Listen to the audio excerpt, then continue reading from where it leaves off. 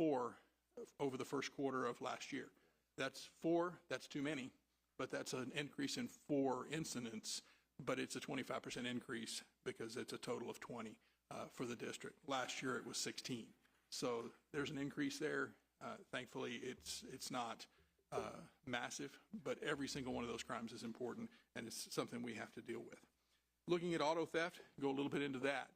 You're going to see consistently across some districts, you're going to see auto theft numbers being up.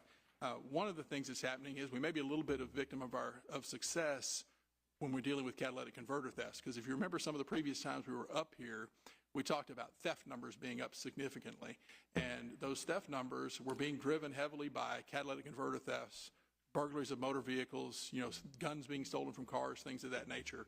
That was what was driving those theft numbers. Well, you're going to see across the board that theft numbers are down significantly through legislative changes for catalytic converter thefts, making the penalties more severe, and the fact that the cost of the precious metals that are in those has come way down so that there's not as much reward for the risk.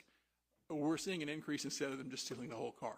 So technology is playing a part in that. We're seeing Kias and Hyundais high on the list where they've never been before because the criminals have learned to use technology to steal those cars in some ways, and they're using technology to steal other makes and models as well. So that's something we're always struggling to keep up with. They're reprogramming their own keys. They're sealing these in ways very different than what it was when I was a young officer on the street, when they just broke the window and broke the column and drove off with it. So technology is what they're using to drive those numbers. All right, next slide. District B, again, you see a slight increase in sexual assault numbers and an increase in auto theft. That's an increase in 5 over last year. One thing that is good news in District B is we did have,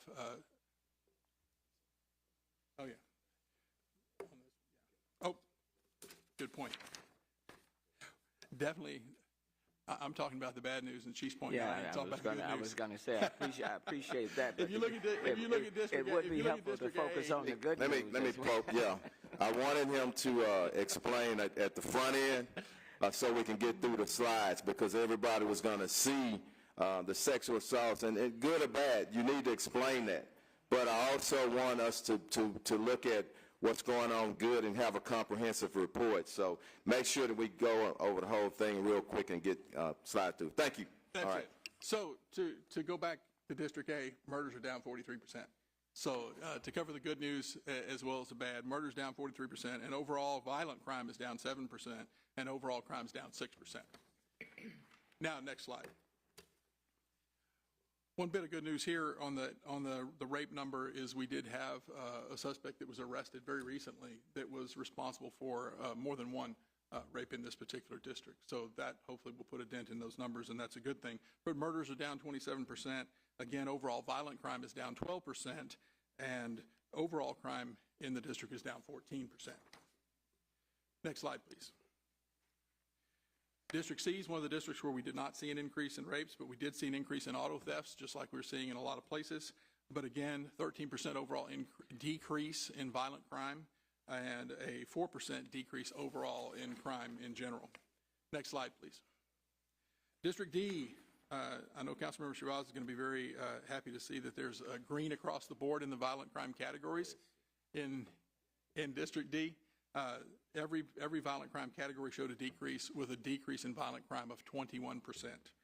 We did see an increase in auto thefts, which again we're seeing in different places around the city, but there's an overall decrease in crime in District D of 15%. District E, Councilmember Martin, this is kind of an example of what I talked about with the percentages. You see some higher percentages up in the violent crime categories, and yet overall violent crime is down 28% in District E. You see an 18% increase in rapes. That's a total of 3 more than last year. You see a 2% increase in robbery, which is a total of 1 more than last year. You see a 78% decrease in murders, which is fantastic. It's 7 fewer than last year in that district. So an overall crime decrease of 17%. In District F, next slide, please. There you go. District F, we again see that slight increase in rapes. It's an increase in 3 over the previous year, but a 29% decrease in murders, an overall 30% decrease in violent crime, and an overall decrease in crime in the district of 21%.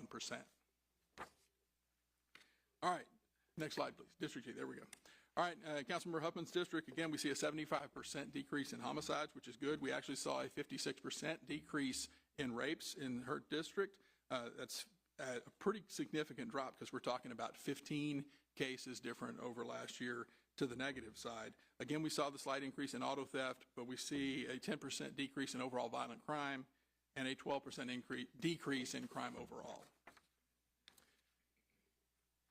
Council District H, we saw a 53% increase in rapes here. Here was where the numbers were a little higher. We saw 10 in excess of last year for the same time period. We broke that down and I looked at those, and they are heavily known parties, heavily domestic, child, adult predator who knows the child, people who knew each other. And then we did have some of those, like what we were talking about, where people met up with someone that they had just become acquainted with and then were victimized. But there wasn't a specific pattern that really jumped out as to why those numbers were higher. But again, we saw that 20% decrease in homicides, a 4% decrease in violent crime, and an overall 2% decrease in crime in the district. District I, Councilmember Gallegos, we saw a 17% decrease in homicides. We saw a 29% increase in the rapes. That was a count of 6. Again, we looked at those, broke them down, looked at the different cases and what the MO was, and there was not anything specific that really jumped out as a pattern. It was just an increase over the prior period. We saw that 20% increase in auto thefts again, but still had a 16% decrease in violent crime and a 4% decrease in overall crime for the district. Going to District J, Councilmember Pollard, we saw a 14% decrease in homicides, had a 12% decrease in rapes here. We see that 67% increase in kidnappings. If you remember last time we did this presentation, we were talking about kidnappings for almost every single district. Again, getting into that, kidnapping can be something as simple as you have a domestic violence case where the offender refuses to allow the other party to leave. They detain them. They do not allow them to leave the location. It gets added as a kidnapping. So it's not necessarily, kidnapping kind of brings to mind children being snatched, and it's more, you get a lot of child custody issues, you get domestic violence issues where people are detained. That's what you see. So it was an increase of 6, which is more than you want to see, but there wasn't a specific pattern. Again, there was a 14% decrease in violent crime and an overall 8% decrease in crime in general. And this is one of the few places where we saw a decrease in auto theft of 10% in that district. District K, we saw an increase in murders in this district. It was an increase of 1 over the previous year. Any homicide is too many homicides, but we had a one count increase in incidents over last year. Had a 30% increase in rapes. That's a count of 6. Again, there was no pattern. And then had the same increase we've been seeing in auto thefts. However, the positive information is still that 18% decrease in violent crime overall and an overall decrease of 11% in crime for the district. And then we get back to get back to where we started. These are those four-month numbers for the city. The chief talked about the 28, now 27% decrease in murders. If you remember the past couple of years, the first quarter of the year for homicides was horrendous in our city. We were playing catch-up for the whole rest of the year. We would start the year bad in the month of January, and then we'd play catch-up the rest of the year to try and get back where we started. We have the benefit this year of starting off good, and we want to keep that going. The chief's always fond of saying summer is coming, but we would just encourage the public to keep doing what they're doing. We thank the residents of this city for their efforts to keep themselves and their neighbors safe, because without them, we could not do it. And we want to continue to see these numbers get better and better as months go by. Thank you, Chief. Just want to keep our momentum here at the Houston Police Department, and I think that mayor and council should be proud. We don't fudge numbers. We tell the truth. And you look at the numbers and the truth speaks. People are coming together. We're safer than we were last year, and we're never satisfied. But one thing I'll ask, and we'll open up, please continue to pray for our men and women on the police department, not only our police department, our whole region. We don't talk about trauma that people see and they're exposed to, and even our emergency communications, things that they're hearing out when they're dispatching calls to keep our city safe. So pray for them, and I ask that we pray for our victims of violence as well. But that completes our report. I'm really proud about it. I'll say summer is coming, but at the same time, I'm proud for this moment. But just like any good sporting game, you start strong, you finish strong, and I intend to finish strong with the support of a great mayor and a great city council. And I just want to thank y'all again for everything that y'all do for public safety and what y'all do for our city. Thank y'all so much. Thank you.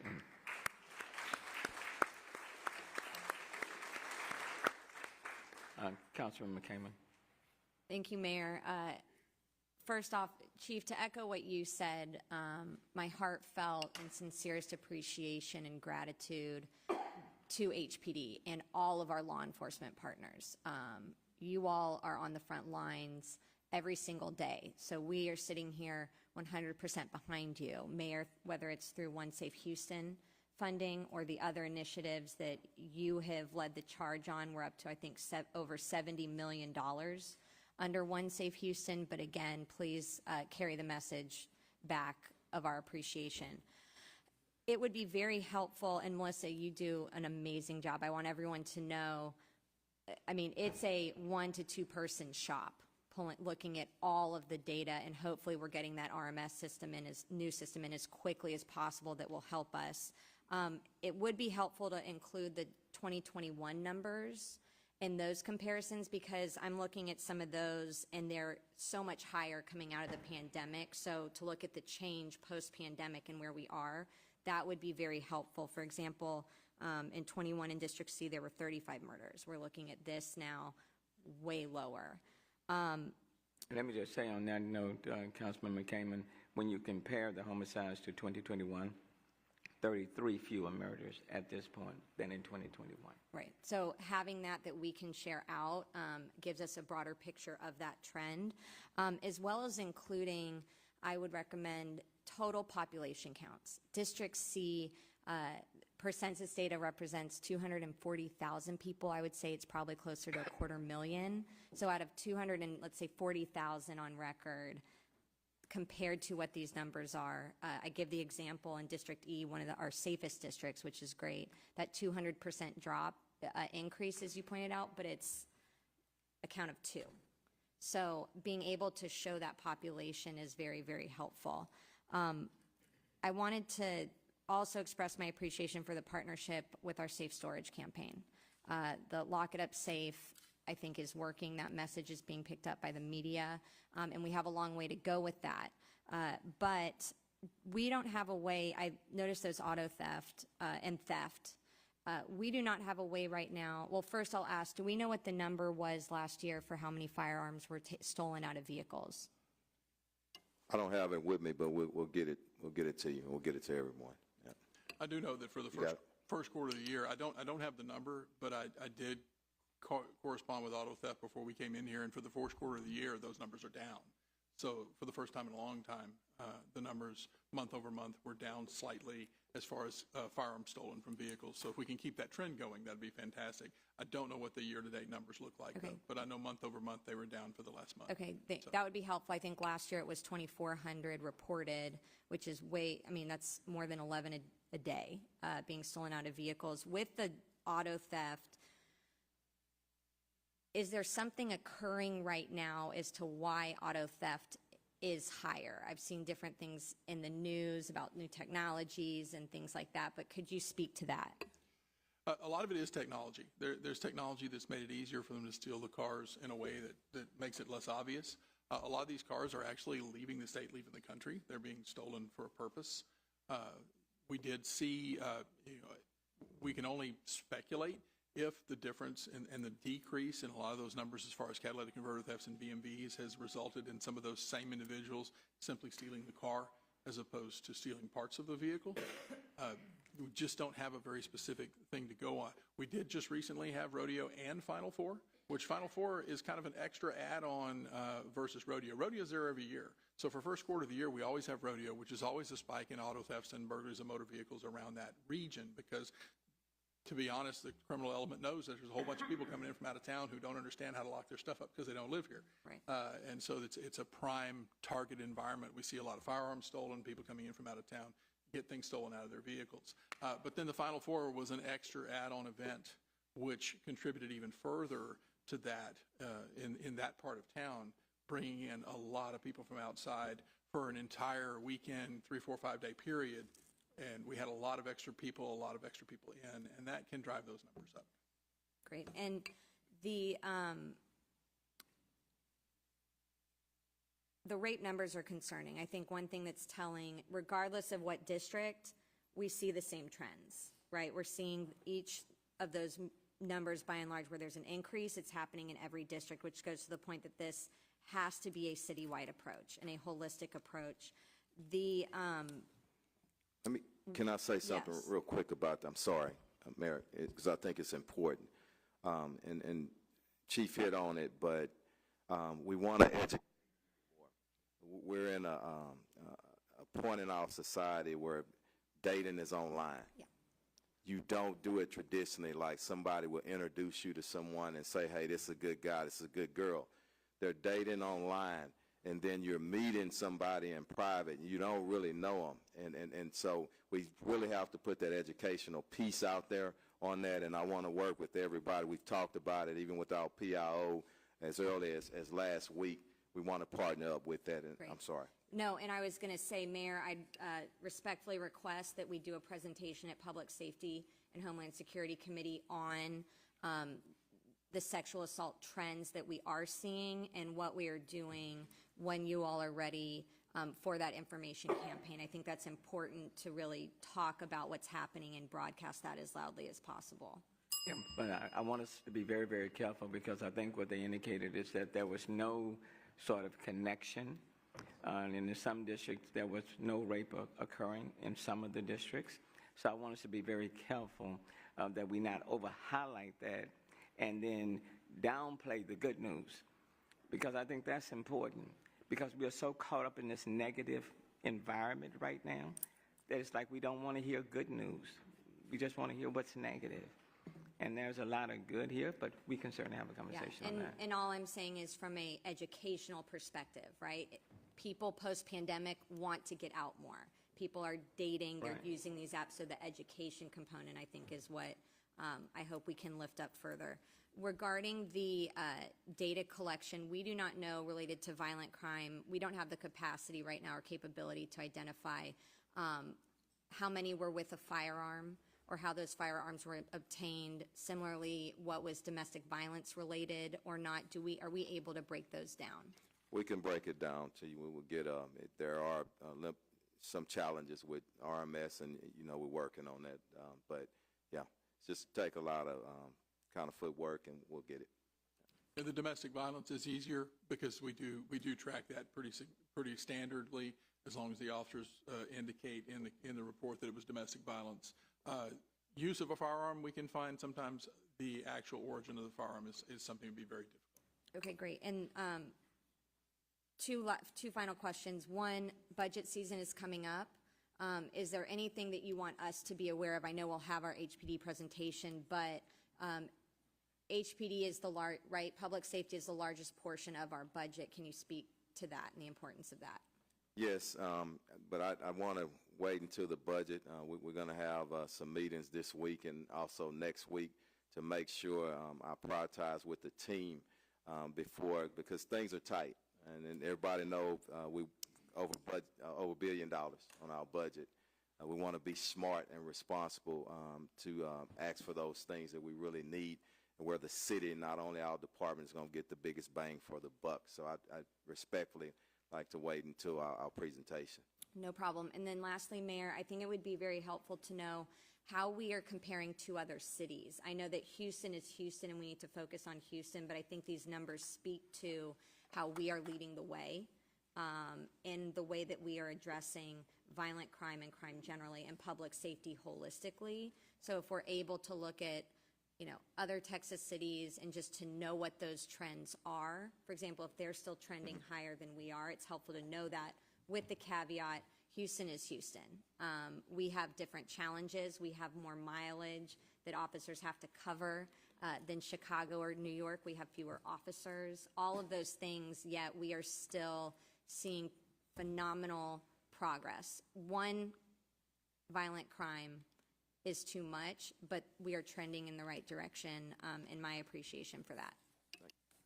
Thank you. And what I can say to you in terms of homicides, we're better than Chicago, New York, Philadelphia. In fact, when you look at the whole number of cities, in terms of the number of fewer homicides, in this case 40, 42, we lead most of the cities in terms of when you look at the number of homicides that have dropped in comparison to 2022. I see those numbers on the comparison to other cities every week. And the numbers right here in the city of Houston I see every morning. And I do want to highlight we are comparing to 22 in these numbers, but even when we compare to 2021, we are trending better. So I think what's important to note is that this trend started after we instituted One Safe Houston, because at the end of the year in 2022, the city of Houston led every metropolitan region in the violent crime reduction throughout the entire country. And what's good, what we're seeing here is that trend continues to come down. And I think that's the key. Nobody's claiming mission accomplished. Certainly not doing that. But I do think it's important because I know when I tweeted out that we had 43 fewer homicides in comparison to last year, and we didn't have any homicides this weekend, people find it incredulous to believe. And then people say, well, why are you tweeting about no homicides this weekend as if you're celebrating? Nobody is celebrating. But it does appear that people want to hear the negative news and don't want to hear the good news. And if the only thing you're hearing is the negative news and you don't want to hear the good news, then you're not giving proper respect to the men and women in HPD who are working hard, law enforcement working hard, to the community, and especially to the community, to our citizens in here who are working hard. So I just think we have to be, it's important to hear both sides, and then we just need to continue to work together. And look, there are a number of people in the queue. Councilmember Thomas. Come. Yes, thank you. Good morning. I want to talk that talk about District F. I know we were talking a lot of heavy talk, but I want to bring some good news on the West Side. So I just want to acknowledge the work that's been happening on the West Side, and that 21%. And although it's for the first quarter, it's meaningful. But I want to bring your attention. I know we've talked offline about ShotSpotter. That's another tool that we've used, and also the benefits of LPR cameras. On the West Side, we were the first to have them implemented. I think myself, other colleagues in J and A and G. So can you talk about some of those successes and how that's showing up in the trends of our 21% decrease overall on the West Side? Thank you much. Proud council member. So technology, if it's ShotSpotter, if it's license plates reader, if it's Flock, we need more. It helps whenever you can put technology out here, and I just want to thank each and every one of the council members who donate funds, but we're going to have a citywide campaign of businesses, private individuals, everyone. I want this city to be a city, and I've said it before, I don't know if we call it Houston Eye, Houston Watch, whatever we call it. Let's get that technology up and rolling. The government, the city government cannot fund it alone. Your council pockets can't fund it alone. It has to be a coordinated, comprehensive effort because I want criminals to know you do something in the city, somebody's watching you. And we can go back to that footage. If it's a license plate reader, if it's a record camera, whatever it is, to make sure that we capture. And then overall, Archon, it's a deterrent. People know you come to this city, we're watching you, okay? So thank you for your support. Councilmember Gallegos. Thank you, Mayor. First of all, thank you, Chief, and thank you to the command staff and HPD civilian employees. Thank you. And also, of course, HPD police officers. I also want to thank, due to the fact that in District I, violent crime is down 16%. I want to thank the East Side Division, South Central, Southeast, Downtown, and the Northeast for doing an outstanding job in bringing violent crime down in District I. I know that it was mentioned in regards to HPD only having 5,100 officers, and I mentioned that at every opportunity I get in regards to residents that are wanting to know, what's going on here, what's going on there regarding HPD, and explain to them that we have 5,100 officers serving 645 square miles. And then when I tell them that 5,100 officers is divided amongst 3 shifts, and they're like, wow. So then they realize, the resources that we have with HPD, and that y'all are doing, more than best than you can do with what you have. I was at an event this week, and someone raised a hand and wanted to know why we defunded the police. I know the media is here, and like the mayor has stated, it's important that we put out the truth. We did not defund the police. As a matter of fact, we did increase the sign-on bonus to $10,000, which has helped to go out to other cities to recruit good qualified cadets. I know attending the graduation classes at HPD, when they call out the names to hear individuals from other cities that have actually joined HPD. I'm sure we have other cities here in the city of Houston that are trying to take good qualified cadets from us to their cities. But now with a $10,000 sign-on bonus, now we're able and we're competitive to keep those that are here in Houston and hopefully get others from other cities as well. So again, thank you so much for everything that y'all do. Y'all are doing an outstanding job. Thank you, Councilman. Thank you. And it was just texted to me, and this goes, Councilmember came into what you asked about. Of the 27 major cities in the report, comparing to other cities, Houston has had the largest decrease in the number of homicide victims by far. Okay. Councilmember Cisneros. Thank you, Mayor. I like celebrating good news, and I'm glad to see overall in the whole city that there's a lot of good news. There's not so much to celebrate in District 8. We are at the bottom of the numbers for rape. We're at the bottom for the numbers of auto thefts. So the change in rapes, the number this year went up by 10. So we are 53% increase. The number for auto thefts went up by 128 stolen cars. We are up 39%. So those numbers give us an overall, a nonviolent crime decrease of 1%. That's not that much to celebrate. And in violent crime, it gives us a 4% decrease. That's not enough to really have a celebration either. So I hope you will help me, to do what we can to prevent crime. I've already sent to my staff. I want to see, what we can do with working through the mayor's office of domestic violence, to see what resources, what advice, guidance we can give to our constituents of how to prevent, the domestic crimes, and I know that you said there's not patterns. If you mentioned several things: predators who knew the children, people that live together, people that are meeting online.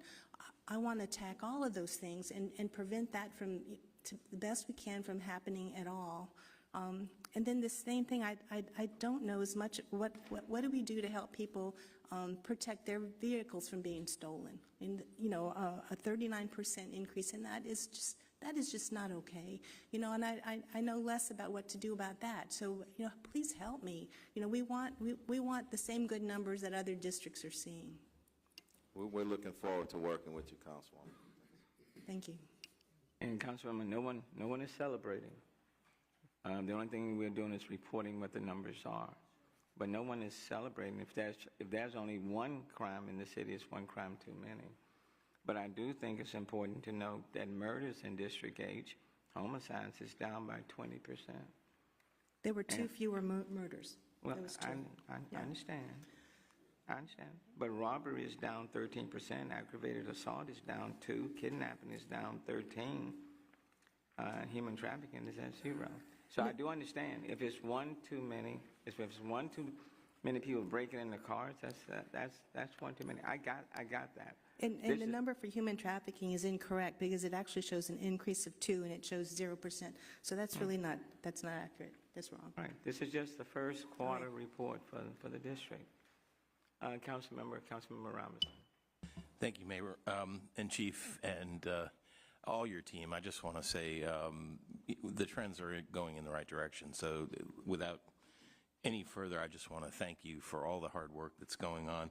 You'll recall that about 4 months ago when we were here in January, I was a statistic with my truck just having been stolen, and I'm proud to say that that is not on this chart right now because your force helped get that truck back, and there was some truly exemplary law enforcement going on there. So I want to salute your team for that. You know, from the investigations, the camera work that you've talked about, they knew where my truck was the day before. They knew that my Christmas tree was going to be recycled because it was sticking out of the back of the truck. It was pretty impressive, the level to which you all can track and trace and understand. So again, the numbers in that one category do appear to be up, and there's some things that we all need to do. Agree with our colleagues who want to help suggest ways to avoid that. And Chief, you and I have talked about that a little bit already. So I do want to follow up with you on some statistics. I think my colleague just pointed out one small clerical error here, and we do want to follow up with you on that, make sure all of our numbers are scrubbed exactly correct. So I'll be following up with a letter to you and the mayor. But thanks to everyone, civilian, officers, special investigators, the work is paying off. Thank you very much, and we need to keep a good eye on your truck. We don't want any repeats, okay? Excellent Thank police you. work. Thank you, sir. Vice Mayor Pro Tem Kestak Tatum. Thank you, Mayor, and to Chief and the entire HPD team. We appreciate the diligence and the hard work that you are doing in our communities.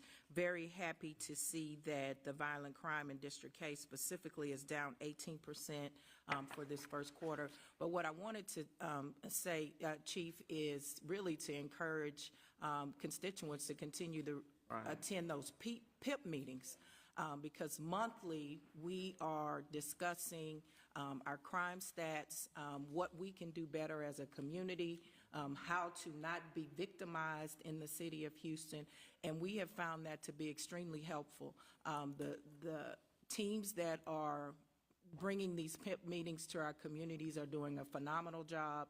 The ability to immediately discuss with the officers that are working in your community, get to know the officers that are working in your community is a tremendous benefit for our community. So I'm hoping that residents will see that as a continued benefit and continue to attend those PIP meetings in our districts. And I see the correlation of the advice. We've had PIP meetings where officers actually go out in the parking lot and look in people's cars and say, license plate number so-and-so, you would be victimized because I see grocery bags or I see a shopping bag, and they give report cards. Our management districts are giving report cards to people in the parking lot just to explain to them how not to be victimized and encouraging